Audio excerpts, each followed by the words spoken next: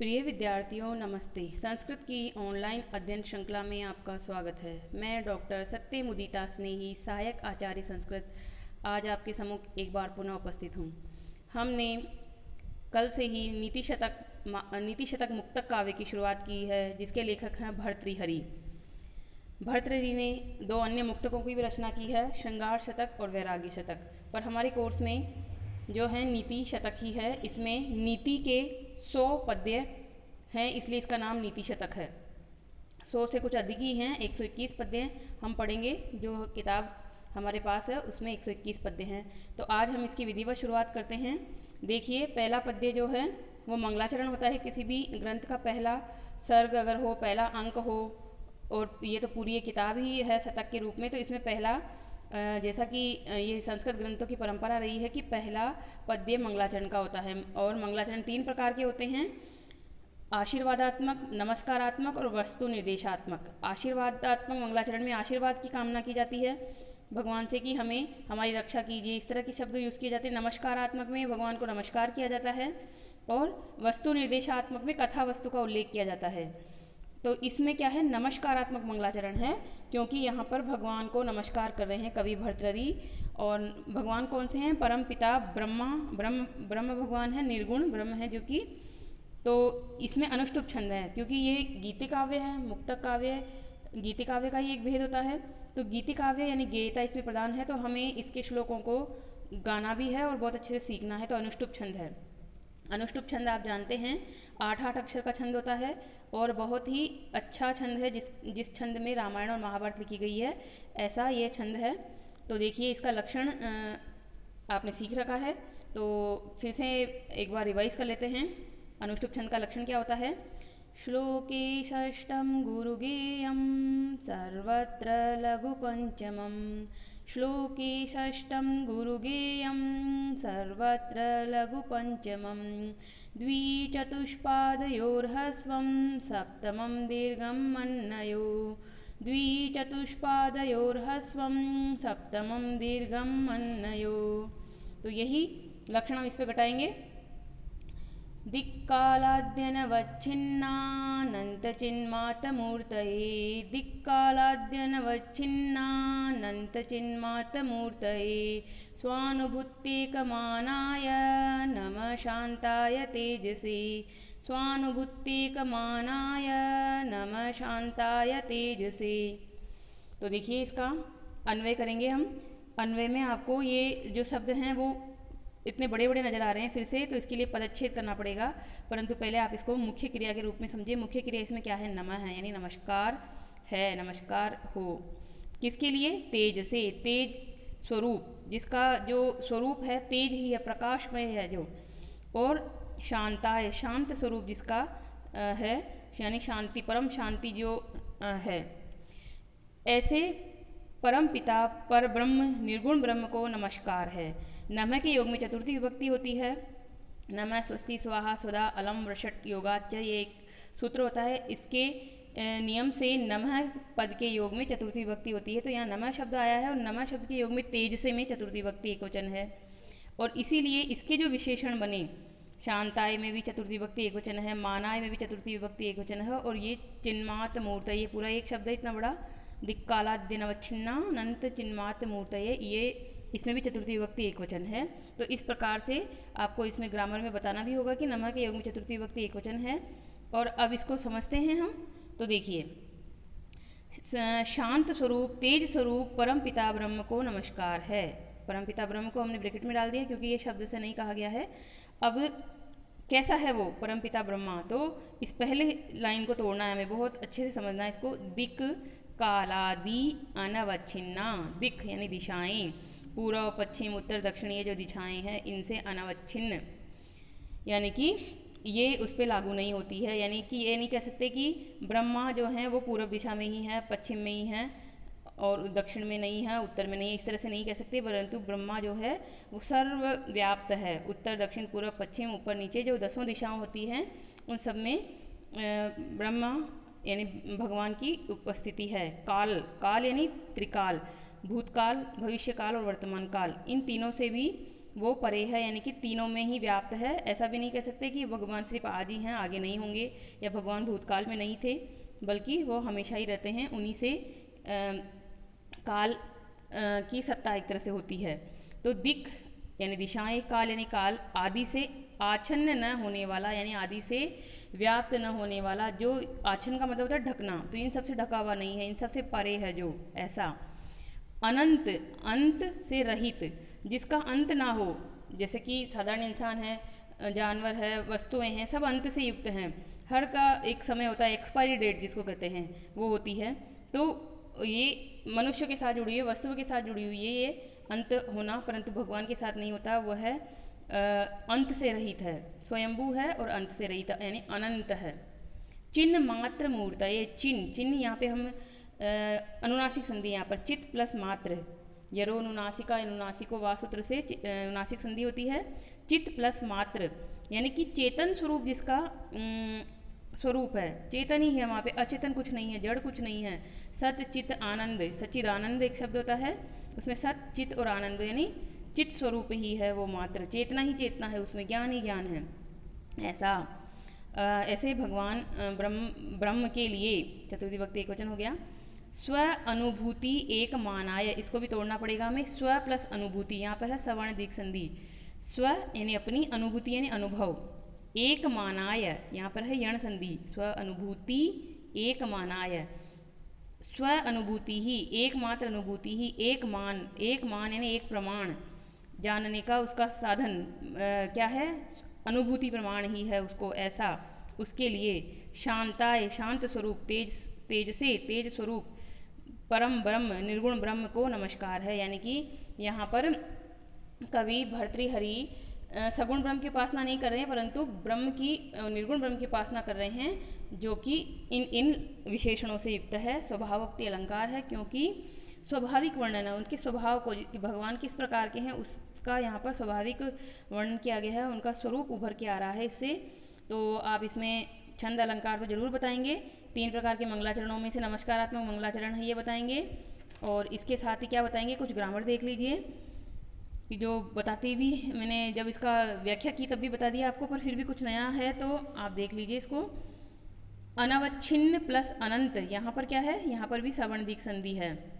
कालादि अनवच्छिन्न, यहाँ पर कालादि, यहाँ पर यण संधि, कालादि अनवच्छिन्न, पहले यण संधि फिर अनवच्छिन्न और प्लस अनंत, इसमें दीर्घ संधि। स्व प्लस अनुभूति, यहाँ पर भी दीर्घ संधि।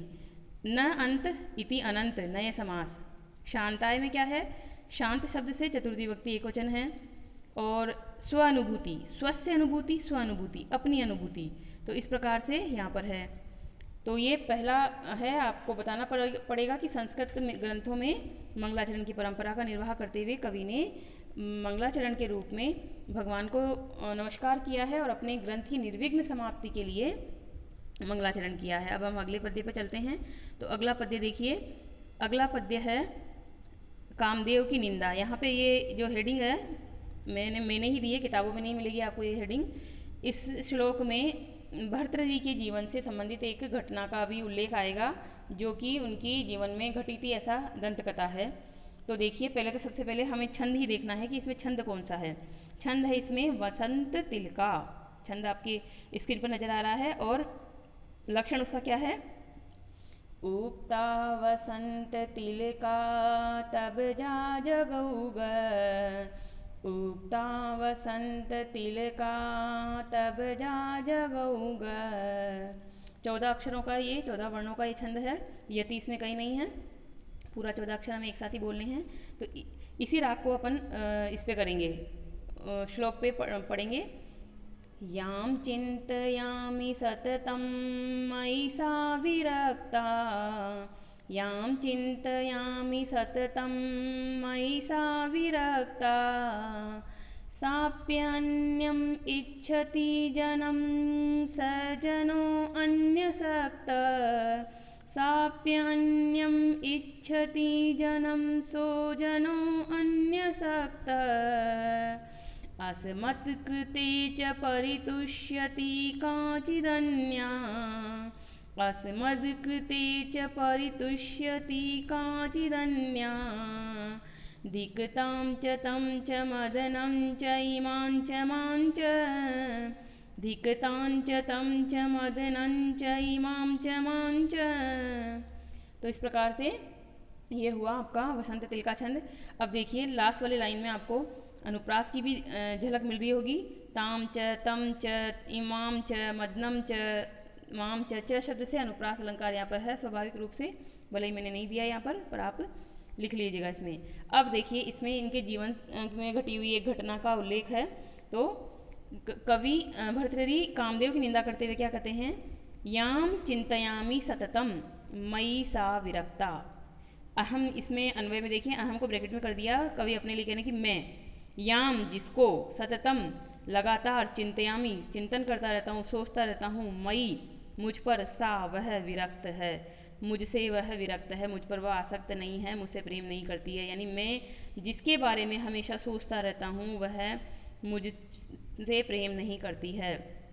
सा अपि अन्यम इच्छति जनम, सा अपि वह भी, अन्यम अन्य, जन्म जन को, इच्छति चाहती है, वह भी अन्य जन को चाहती है। स जनः वह जन, अन्य सक्त है, अन्य पर सक्त है, आसक्त है, और वह इंसान भी किसी अन्य पर आसक्त है। यहाँ पर संधि युक्त शब्दों को देख लीजिए। सा अपि अन्यम इच्छति, सा अपि, अपि यहाँ पर यण संधि, अन्यम इच्छति, जनम सह जन, जनो अन्य, यहाँ पर जनो और अन्य कौन सी पूर्व रूप संधि, जहना का न का हो जाए, ओ का हो जाएगा विसर्ग और अवग्रह को हो जाएगा अ, तो पूर्व रूप संधि। फिर आगे देखिए अस्मत् कृते च परितुष्यति काचिद अन्या, अस्मत् कृते यानी हमारे लिए, यानी मुझ पर, हम पर, काचिद अन्या कोई अन्य ही, परितुष्यति परितुष्ट है यानी कि आसक्त है, व्याकुल है, कोई हमारे लिए कोई अन्य ही व्याकुल है।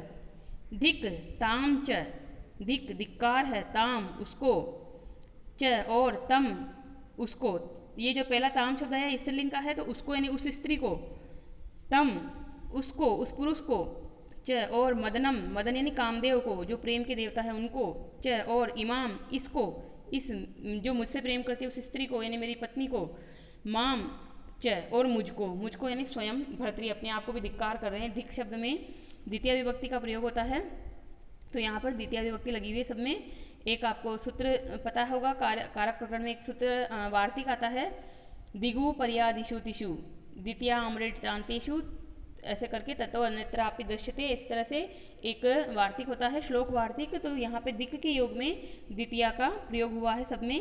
अब देखिए पहले इसकी घटना को जानिए, तब आपको पता चलेगा कि ये श्लोक कहना क्या चाह रहा है। इस श्लोक में महाकवि भर्तृहरि की युवावस्था की एक घटना का उल्लेख है। उनकी पत्नी हैं, जो नाम तो अनंग सेना दिया जाता है, कहीं कहीं पद्माक्षी दिया जाता है, वह उसे कवि भर्तृहरि बहुत प्रेम करते हैं, परंतु वह स्त्री अन्य पर आसक्त है, यानी कि वो सेनापति पर आसक्त है, और सेनापति किसी अन्य स्त्री पर यानी कि गणिका पर आसक्त है, वेश्या पर आसक्त है, और वेश्या स्वयं राजा भर्तृहरि को चाहती है, उनके लिए व्याकुल रहती है। तो इस प्रकार से यहाँ पर जो राजा भर्तृहरि, उनकी पत्नी और सेनापति और गणिका, चार चीज़ों की उल्लेख है। उन सब के साथ ही कामदेव की निंदा की जा रही है, क्योंकि इन सबको व्याकुल बनाने वाला, इन सबको इस क्षणिक संसार की निस्सारता को न समझकर सिर्फ शारीरिक सुख में जो आकर्षण, शारीरिक आकर्षण है उसके प्रति ही भागने वाला बनाने में कौन जिम्मेदार है, तो कामदेव जिम्मेदार है। इस प्रकार से भगवान मतलब कामदेव को ही धिक्कार सबसे पहले करना चाहिए, और फिर कामदेव की इस जो काम बाणों से पीड़ित हुए इन इंसानों को भी धिक्कार है, सबको साथ में मुझे भी धिक्कार है, क्योंकि हमने भी इन निसार बातों में अपने मूल्यवान जीवन को व्यर्थ कर दिया है। ये चीज़ें तो क्षणिक है, न सुंदरता स्थायी है, न जवानी स्थायी है, सब ये समय के साथ ख़त्म हो जाएगा, परंतु हमारा ये जो जीवन है, अमूल्य जीवन है, हम इसे ख़त्म नहीं करना चाहिए। इस तरह से कवि ने यहाँ पर जाहिर की है अपनी मन की इच्छा, और इसी से क्रमशः उनके अंदर श्रृंगार को छोड़कर आगे की तरफ नीति, और नीति को छोड़कर आगे वैराग्य की तरफ प्रवृत्ति होती है। और यहीं से हमें पता चलता है कि किस तरह से भर्तृहरि ने श्रृंगार शतक, नीति शतक और फिर वैराग्य शतक की रचना की। तो देखिए इसमें छंद हो गया आपके वसंत तिल का, और अनुप्रास अलंकार लास्ट के पाद में आ रहा है, आपको ध्वनि से ही पता चला होगा, धिक्ताम च तम च मदनं च इमान च माम च च च की ध्वनि बार बार रिपीट हो रही है तो अनुप्रास हो गया। और दिक शब्द के योग में द्वितीया बतानी है आपको, कुछ और देख लीजिए। चिंतयामी, ये तो चिंत धातु से है लट लकार में, जैसे पठामी वैसे चिंतयामी। अब देखिए सततम, ये एक अव्यय है। विरक्ता, विरक्त में क्या है, वि उपसर्ग रंज धातु त प्रत्यय टाप हो गया स्त्रीलिंग में। सा अपि, यहाँ पर सा अपि अन्यम, यहाँ पर सा और अपि, उसके बाद अपि यहाँ पर यण संधि, और अन्य अन्यों जनों अन्य यहाँ पर पूर्व संधि। फिर आगे देखिए जनः प्लस अन्य सकता, ये पूर्व रूप हो गया। और बहुत सरल है ये श्लोक, कितना पढ़ते ही एकदम भाव अर्थ समझ में आ रहा होगा आपको। तो इन श्लोक की व्याख्या आप जब लिखेंगे तो एक लाइन और लिख दीजिएगा नीचे कि प्रस्तुत पद्य की जो भाषा शैली है वो अत्यंत सरल और सरस है। इसमें प्रसाद गुण है और वैदर्भी रीति है। प्रसाद गुण का मतलब होता है बहुत सरल, मतलब पढ़ते ही अर्थ समझ में आ जाए। मैं इसकी संस्कृत ना भी बताऊं तो भी आपको समझ में आ जाएगा, और अगर एक बार बता दी जाए तो दोबारा आपको रिवाइज नहीं करना पड़ेगा, इतना सरल ये संस्कृत है। तो ये कवि की जो भर्तृहरि की भाषा शैली के बारे में आपके बड़ा क्वेश्चन आता है 15 नंबर का, उसमें भी आपको बताना पड़ेगा कि कवि ने बिल्कुल सरस मनोहर भाषा शैली का प्रयोग किया है, जिसको उच्चारण करते ही अर्थ बोध हो जाता है जिसका। तो देखिए अब हम चलते हैं अगले पद्य पे, क्योंकि आज हम 5 पद्य पढ़ेंगे आधे घंटे में, तो समय हमारे पास थोड़ा कम है। अब देखिए यहाँ से भर्तृहरि ने इस ग्रंथ में 10 पद्धतियों का उल्लेख किया है। पद्धति मतलब मार्ग। तो यहाँ से मूर्ख पद्धति शुरू हो रही है, यानी कि मूर्खों के विषय में एक तरह से बातचीत शुरू होगी। मूर्खों के विषय में कहने से पहले भी यहाँ पर एक तरह से पहले ये सुभाषित, यानी कि ये जो ग्रंथ लिखा गया है उसकी निस्तार, उसकी एक तरह से वो व्यर्थ हो रहा है, वो बर्बाद हो रहा है, इस तरह का भाव कवि के मन में आता है। तो हाँ, इसमें अनुष्टुप छंद ही है। अनुष्टुप छंद वही 8 वर्णों का छंद है। तो हम इसको पहले गा लेते हैं, फिर उसके बाद समझेंगे। तो अनुष्टुप छंद का लक्षण आपको याद है, श्लोकी षष्ठम गुरुगेयम सर्वत्र लघु पंचमम बोधारो मत्सरग्रस्ता प्रभव स्मय दूषिता अबोधो उपताश्चान्ये जीर्णं मंगे सुभाषितम् बोधारो मत्सरग्रस्ता प्रभव स्मय दूषिता अबोधो उपहताश्चान्ये जीर्णं मंगे सुभाषितम्। 8 जहाँ अक्षर पूरे होते हैं वहाँ पर आप कोमा लगा लेंगे इसमें, और वहीं पर यति यानी रुकते हुए श्लोक का उच्चारण करेंगे। अब देखिए अन्वय की दृष्टि से बहुत सरल है ये श्लोक। बोधार है यानी बोध वाले व्यक्ति, जिनको बोध हो गया है यानी विद्वान। मत्सर ग्रस्ता, मत्सर यानी ईर्ष्या से, ग्रस्त हैं, पीड़ित हैं। विद्वान व्यक्ति ईर्ष्या से पीड़ित हैं। पहले हम अनुवाद करेंगे और फिर उसके बाद में व्याख्या में भावार्थ में समझेंगे इसमें क्या कहना चाह रहा है कवि। फिर उसके बाद प्रभव स्मय दूषिता। प्रभव क्या आता है, प्रभु शब्द से बनता है। प्रभु प्रभु प्रभव है प्रथमा विभक्ति का बहुवचन। प्रभु यानी राजा लोग, यानी सत्ताधारी लोग, और वो कैसे हैं, ऐश्वर्य संपन्न है, यानी धनवान भी कह सकते हैं उनको। तो सत्ताधारी राजा लोग या धनवान लोग स्मय दूषिता, स्मय कहते हैं अहंकार से, दूषिता यानी दूषित हैं, यानी कि उनमें अहंकार भरा हुआ है। अबोध उपहताश्च अन्य, अन्य यानी अन्य जो भी इनसे जो अन्य बचे, जो विद्वान नहीं है और जो धनवान नहीं है या सत्ताधारी राजा लोग नहीं हैं, इनसे अन्य हैं वह अबोध। अबोध बोध से, न बोध है इति अबोध है, यानी अज्ञान से, उपहत यानी युक्त हैं, अज्ञान में भरा हुआ है यानी अज्ञानी हैं, वो पढ़े लिखे ही नहीं है, निरक्षर हैं। ऐसे ही 3 प्रकार के लोग हो गए ये। जीर्णम अंगे सुभाषितम, इसीलिए अतः सुभाषितम, सुभाषित, सु यानी अच्छा, भाषित यानी बातें, वचन, अच्छे अच्छे वचन, सुंदर सुंदर वचन। अंगे यानी अंगों में ही, मुख में ही। जीर्णम जीर्ण हो रहा है, यानी कि वृद्धावस्था को प्राप्त हो रहा है। जीर्ण शीर्ण, जीर्ण कहते हैं जरावस्था, जीर्ण हो रहा है यानी व्यर्थ हो रहा है, नष्ट हो रहा है। कहने का क्या भाव है, कवि एक तरह से अपनी इस ग्रंथ की व्यर्थता हो रही है, इस बारे में कहना चाह रहे हैं कि ऐसा ना हो जाए कि मेरा ये ग्रंथ बर्बाद ही हो जाए, क्योंकि इस समाज में 3 प्रकार के लोग हैं। विद्वान लोग हैं, वो पढ़े लिखे हैं परंतु एक दूसरे ईर्ष्या से ग्रस्त हैं, तो वो दूसरे विद्वान को सुनना ही नहीं चाहते, दूसरे विद्वान को महत्व ही नहीं देते हैं। ये बहुत होता है आज भी कि दूसरा विद्वान दूसरे विद्वान की काट करने में लगा होता है, कभी उसके नम्र होकर उसकी बातों को सुनना ही नहीं चाहता है। तो कभी भी ये कहता है कि ऐसा ना हो कि मेरा ये जो सुभाषित है ऐसे ही समाप्त हो जाए, कोई इसका महत्व ही ना दे। फिर दूसरी बात है राजा लोग, सत्ताधारी लोग हैं, वो अहंकार से ग्रस्त हैं, वो अपने आप को राजा समझते हैं, वो भी विद्वानों की बातों को नहीं सुनना चाहते हैं, महत्व नहीं देते हैं, उनकी नीति वचनों को एक कान से सुनते हैं, दूसरे कान से निकाल देते हैं। तो वो भी कुत्सित सखा या कुत्सित पुरुष हैं, जैसे कि किराता जूनियर प्रथम सर्ग में आया था कि जो हितकारी बातों को नहीं सुनते हैं वो बुरे राजा होते हैं, बुरे मित्र होते हैं। उसी प्रकार से यहाँ पर ये बात है कि वो सुनते नहीं हैं, सुनना नहीं चाहते क्योंकि उन्हें अहंकार भरा हुआ है। फिर है साधारण जनता। साधारण जनता क्या है? प्राचीन ज़माने में और वर्तमान में भी आधी से अधिक जनता जो है निरक्षर होती है, अज्ञानी होती है, अपनी जो रोजी रोटी का जुगाड़ करने में लगी होती है। उन्हें अच्छे अच्छे वचन सुनने में समय भी नहीं है, और अगर वो सुने भी तो समझ भी नहीं है उनमें इतनी कि वो समझ सके कि कहना क्या चाहते हैं ये।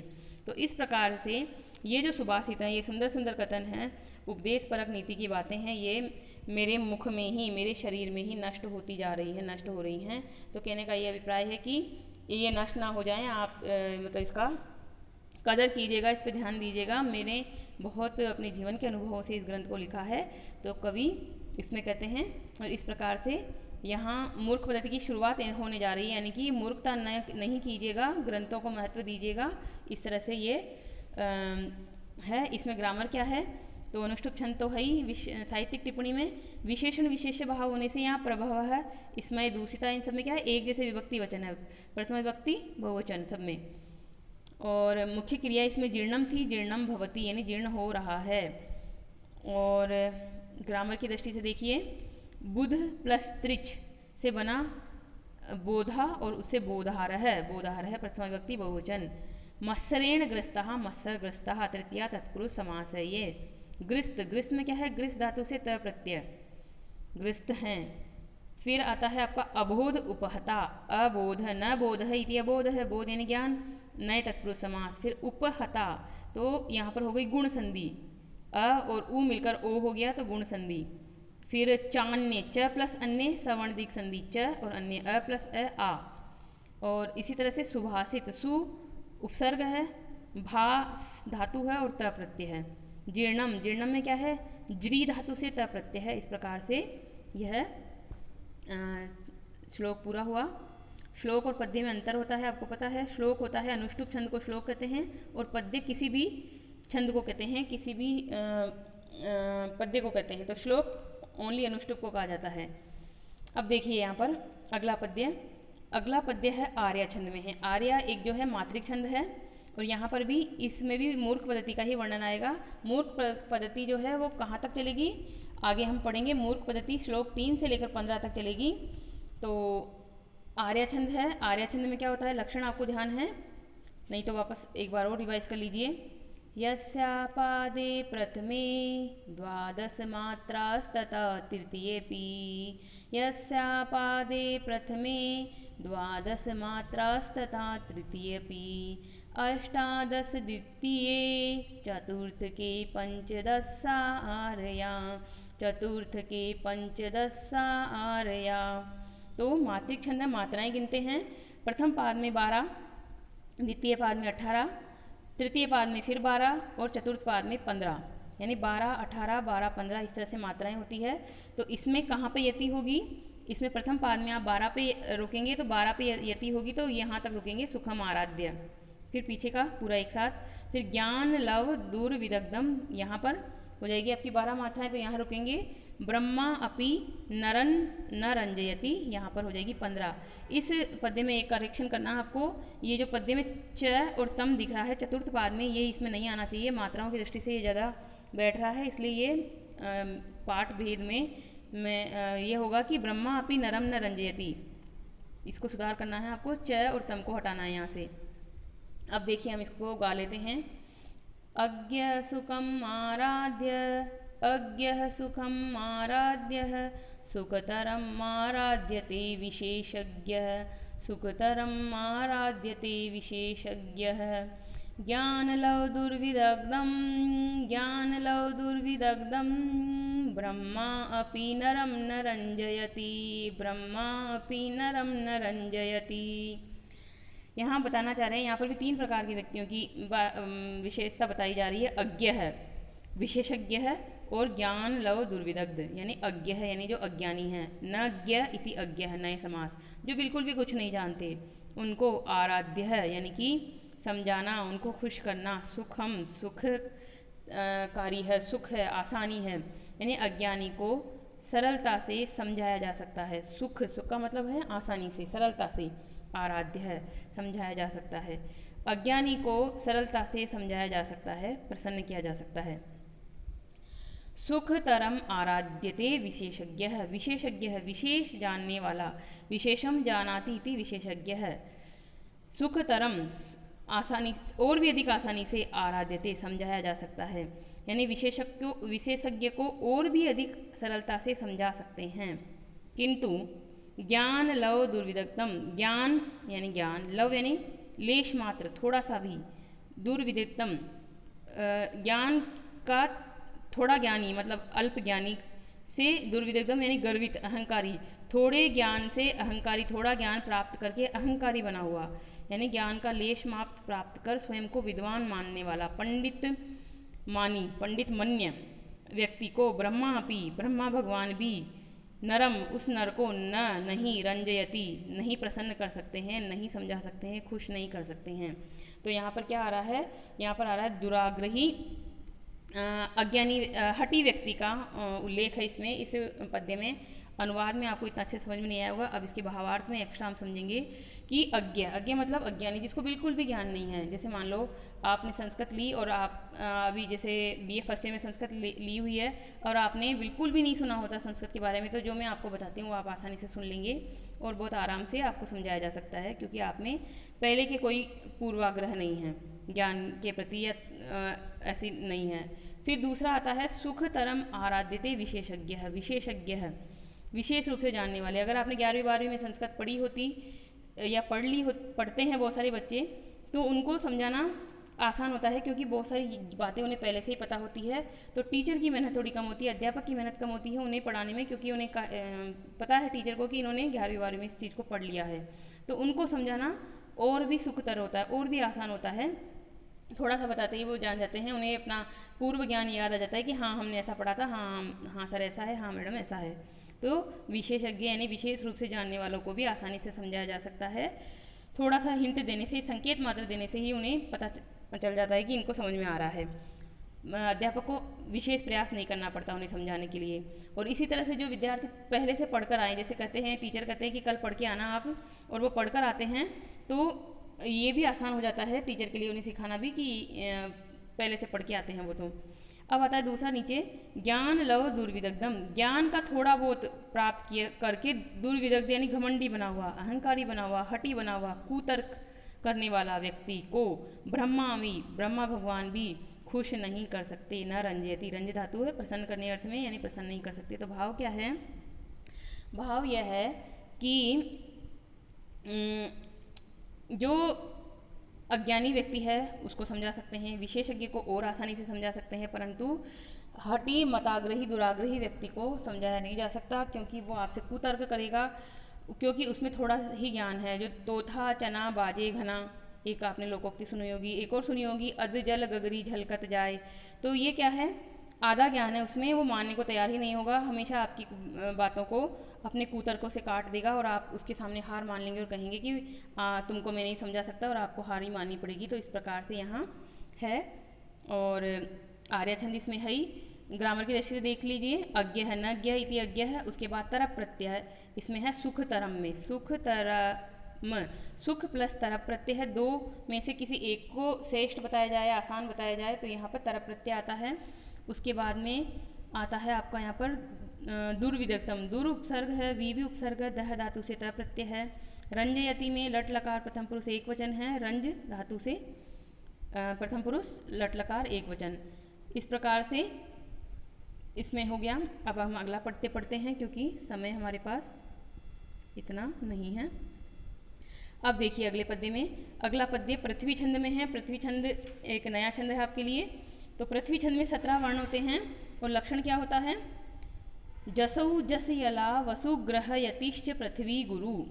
जसौ यानी जगण और सगण, जस यला, ज गण और सगण, यानी 2 बार आ रहा है, जगण सगण और फिर यगण और यगण। यगण हुआ तो इस तरह से 5 तो गण है इसमें, जगण सगण और यगण, और लघु गुरु, एक लघु और एक गुरु, इस प्रकार 17 हुए अक्षर। और वसु यानी 8 वसु, और ग्रह यानी 9 ग्रह, तो 8 और 9 पर यति होती है, तो ये पृथ्वी छंद का लक्षण होता है। तो पृथ्वी छंद में ही है ये पद्य। तो देखिए हम इसको पढ़ते हैं। जसौ जस यलावसु, जसौ जस यलावसु, गृहयतिश्च पृथ्वी गुरु, गृहयतिश्च पृथ्वी गुरु, प्रसह्यमणिमुद्धरेत् मकरवन्त्रदष्टाङ्कुरात्, प्रसह्यमणिमुद्धरेत् मकरवन्त्रदष्टाङ्कुरात्, समुद्रमपि सन्तरेत्, प्रचलत् दुर्मिमालाकुलं, भुजङ्गमपि कोपितं, शिरसि पुष्पवत् धारयेत्, न तु प्रतिनिविष्टमूर्ख जन्नचित्तम् आराधयेत्, न तु प्रतिनिविष्टमूर्ख जन्नचित्तम् आराधयेत्। तो इस प्रकार से इसमें भी मूर्ख व्यक्ति के को समझाया नहीं जा सकता है। इस बात को समझाने के लिए कवि ने 3 प्रकार के असंभव कार्य यहाँ पर उल्लेख किए हैं। प्रसह्य मणिम उद्धरेत, प्रसह्य यानी बलपूर्वक, मणि को उद्धरेत निकाल सकते हैं। कहाँ से? मकर वृत्त, मकर यानी मगरमच्छ के, वृत्त यानी मुंह में स्थित, दृष्ट यानी दाढ़ों के, अंकुरात यानी अंकुर से, नोक से। अंकुर यहाँ पे पाठ भेद भी मिलता है, अंतराज शब्द भी मिलता है यहाँ पर। अंतराज का मतलब बीच से, यानी डाढ़ के बीच से, डाढ़ के बीच से या फिर डाढ़ की नोक से, यानी बलपूर्वक मणि को निकाल सकते हैं मगरमच्छ के मुख में स्थित डाढ़ की नोक से। यानी मगरमच्छ है, उसने कोई मणि निगल ली है और हमें पता है कि इस मगरमच्छ के मुख में वो मणि स्थित है। तो जो विशेष व्यक्ति होते हैं, प्रशिक्षण प्राप्त व्यक्ति होते हैं, उसके मुख को चौड़ा करके बहुत प्रयास से उसके मुख में हाथ घुसाकर उस मणि को निकाल सकते हैं, बहुत बलपूर्वक अपना विशेषज्ञता का यूज़ करके। ये कार्य आसान है मूर्ख जन को समझाने की अपेक्षा। फिर अगली लाइन में क्या आ रहा है? समुद्रमपि संतरेत प्रचलत ऊर्मी मालाकुलम।